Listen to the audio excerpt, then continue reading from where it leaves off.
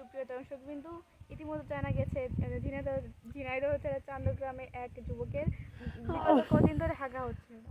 তারপর সে এক অনুষ্ঠান তার মাসি বাড়ি গিয়ে রাজা সে ইতিমধ্যে ডাইরেক্ট হয়ে গেছে বলে আমরা সংবাদটি পেয়েছি।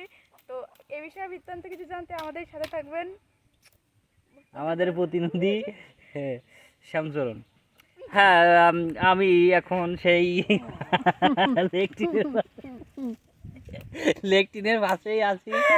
তো বলুন না, আপনার হাগাটা কি করে শুরু হলো?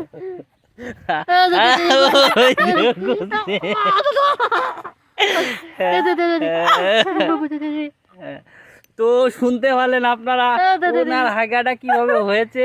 আপনার বলল আপনারা সে মর্মান্তিক অবস্থা, সে এখন হাগার চেম্বারে বসে আছে, আমি সেই লেকটিনের গোড়ায় আছি।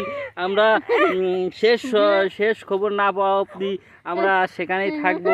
আপনারা দেখতে থাকুন এই আজারা নিউজের পক্ষ থেকে। আজারা নিউজ সবসময় সত্যের সন্ধানে থাকে, আপনারা দেখতে থাকুন। আমরা আবার ফিরে যাচ্ছি সেই আমাদের হচ্ছে আমরা চলে যাচ্ছি আবার পরবর্তী নিউজে।